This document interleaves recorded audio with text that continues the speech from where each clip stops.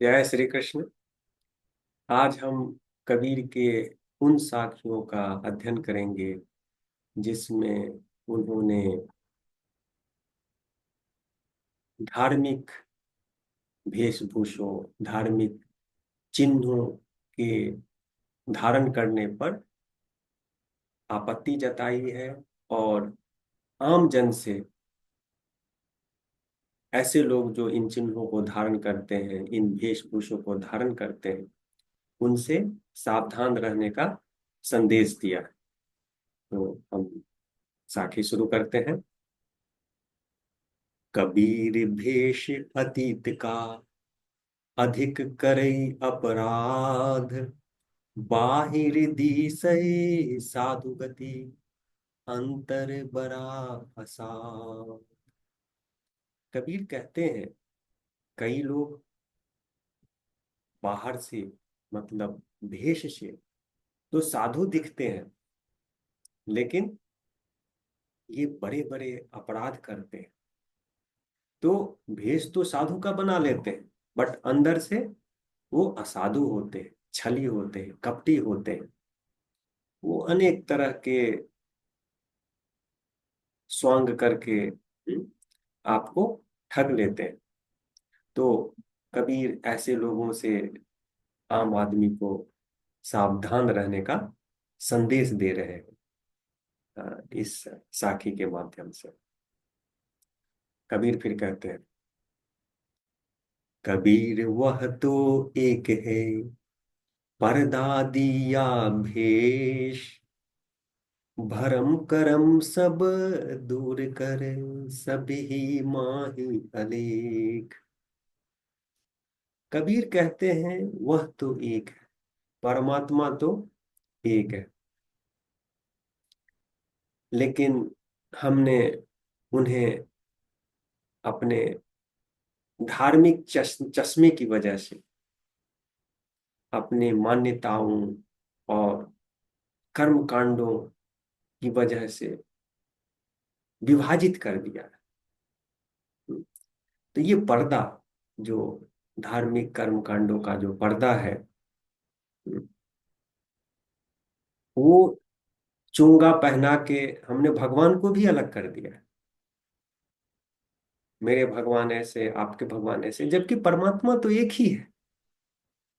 परमात्मा एक है, लेकिन हम अपनी मान्यताओं, धारणाओं के हिसाब से, अपनी कल्पनाओं के हिसाब से उन्हें कई सारे रूप दे दिए। और यही हमें भी विभाजित करता है और परमात्मा के विषय में भी भ्रम पैदा करता है। तो परमात्मा तो एक है, सर्वव्यापी है, हम सब में समाहित है। हम्म, तो कबीर ये संदेश दे रहे हैं कि परमात्मा को तत्वतः समझो के, जो धर्म कर्म कांड से भरे हैं, वो इस साखी के माध्यम से ये सीख दे रहे हैं। कबीर फिर कहते हैं, उजल देखी न भरमिए, बक जो लावै ध्यान, कुटिल चाल करनी करई, सो मूरख अज्ञान। कबीर कहते हैं कि किसी के पोशाक पे, किसी के चिन्हों पे जाके उन्हें न पहचाने, उनकी चिकनी चुपड़ी बातों से उनके जाल में न फंसे। कई बार ये लोग जो भेष तो धारण कर लेते हैं, बट ये कुटिल होते हैं और कई तरह का ड्रामा करके लोगों को ठगते हैं। तो कबीर ने इन्हें मूर्ख और अज्ञानी कहा। और आम लोगों को ये संदेश है कि किसी के भेष पे, उनके चिन्ह धारण करने पे आप न जाए, उनके व्यवहार से उनको परखें। उनका कैसा व्यवहार है, उनका कैसा आचरण है, उनका कैसा स्वभाव है, क्योंकि ये चीजें एक इंसान को साधु बनाता है, न कि कोई कपड़ा या कोई चिन्ह। तो कबीर इनसे हमें सावधान रहने का सलाह दे रहे हैं। कबीर फिर कहते हैं, साधु भया तो क्या हुआ, माला पहिरी चार, बाहर भेष बनाया, भीतर भरी भंगार। कबीर कहते हैं कि जब तक आत्म शुद्धि न हो, जब तक हमें परमात्मा का तत्वतः समझ न हो, तब तक माला पहनना, कोई खास पोशाक धारण कर लेना, कोई चिन्ह धारण कर लेना, इसका कोई मतलब नहीं। तो कबीर कहते हैं कि हमारा प्रयास हमारे मन की शुद्धि के लिए होनी चाहिए। हमारा इंटेंट मन की शुद्धि के लिए should be there to purify our mind and our thought.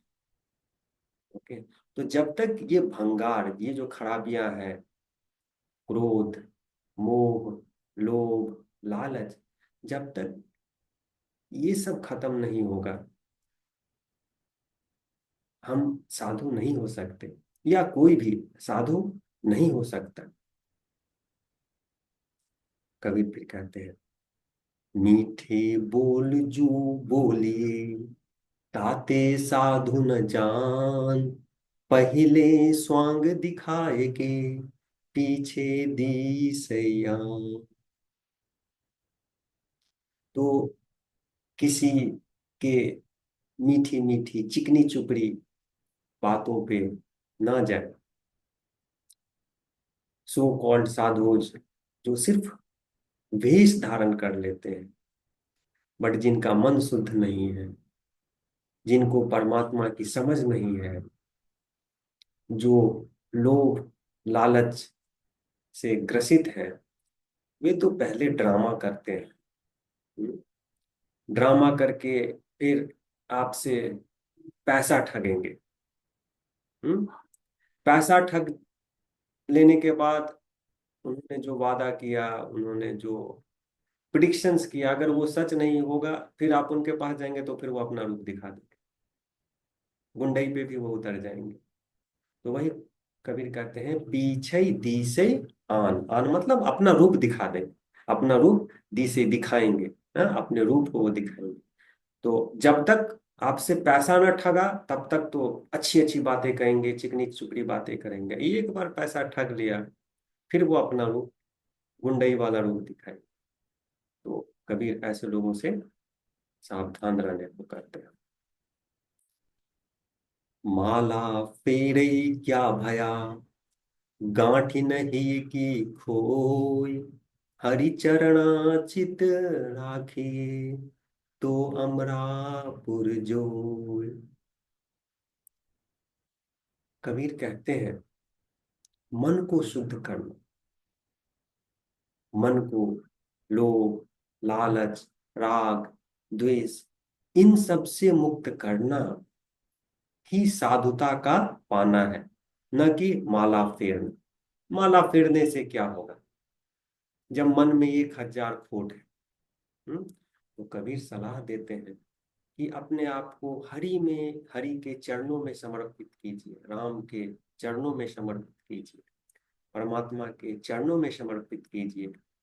और इसकी वजह से जो मन का खोट है वो दूर होगा।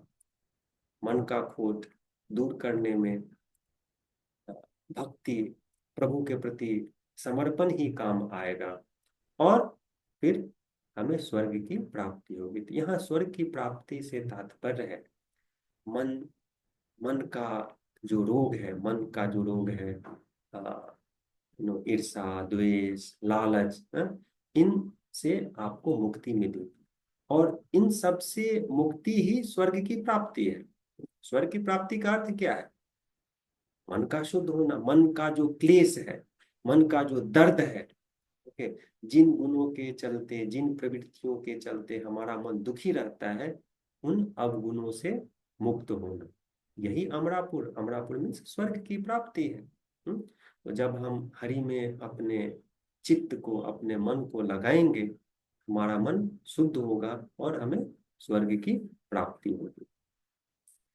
फिर अगले साखी में कबीर साधु के गुण के बारे में बताते हैं, साधु का स्वभाव कैसा होता है। जैसा मीठा घृत पके, तैसा फीका साग, राम नाम सो राचहि, कहे कबीर बैराग।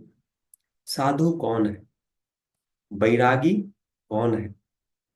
तो जिसके लिए घृत में पका, घी में पका पकवान और एक सिंपल साग, वेजिटेबल लीव्स, एक जैसा है,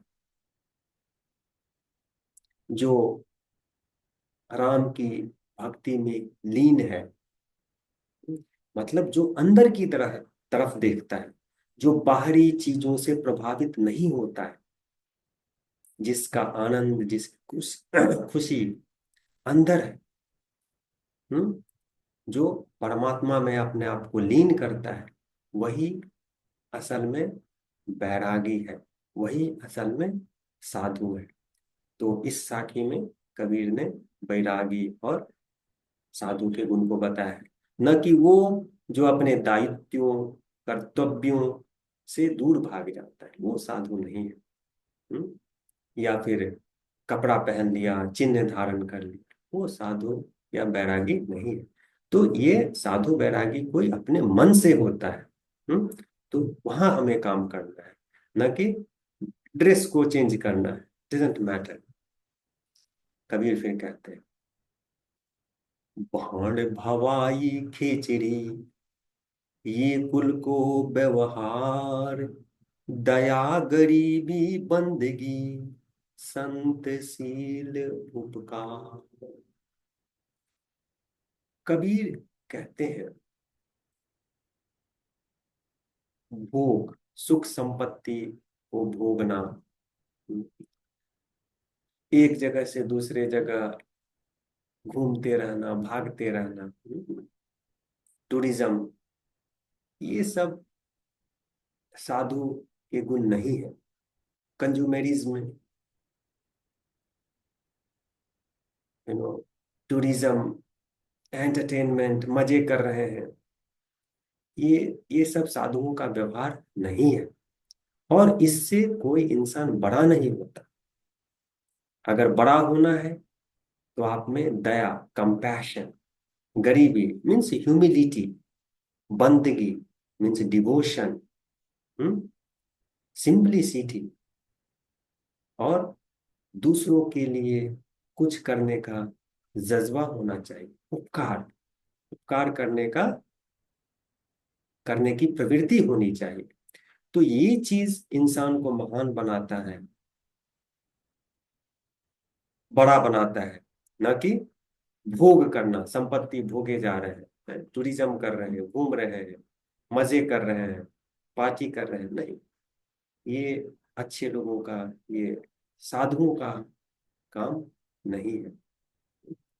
तो कबीर इन दोनों के माध्यम से साधुता क्या है ये बताते हैं, और साथ साथ ये भी संदेश दे रहे हैं कि हमें बाहरी वेशभूषे, दिखावों, प्रतीकों से सावधान रहना चाहिए। एक साधु, साधु के भेष में भी साधु हो सकता है, लेकिन यह भी संभावना है कि भेष तो साधु का है, बट वो कुटिल है, उसकी भावना धन अर्जन करने की, वेल्थ को एक्युमुलेट करने की है। तो हमें लोगों को, या या लोगों को उसके स्वभाव से परखना चाहिए, वो साधु है या असाधु है, न कि उनके वेशभूषा और उनके प्रतीकों से जो उन्होंने धारण कर रखा है उससे उनको साधु आइडेंटिफाई करना चाहिए। तो कबीर अपने ज्ञान का, उनके पास जो ज्ञान है उसको आम लोगों तक आम भाषा में पहुंचाने का बहुत ही प्रभावी प्रयास किया है, और इस प्रयास में कबीर बहुत हद तक सफल भी हुए। उत्तर भारत में शायद ही कोई ऐसा व्यक्ति होगा जो कबीर के दोहों को न जानता हो या कबीर का एक न एक दोहा न पढ़ा। राम नाम की लूट है, लूट सके सो लूट, अंत काल पछताओगे, जब तन जई हो छूट। तो इस तरह की दोहों को मैंने अपने गांव में एक तब आम लोगों की जबान पे देखा है, सुना है, जो कभी स्कूल नहीं गए। तो ये बहुत बड़ी उपलब्धि है कबीर की कि अपने ज्ञान को वो आम लोगों तक पहुंचा सके। अगले सत्र में हम कबीर के अ, और दोहों का अध्ययन करेंगे। So keep watching. Thank you very much.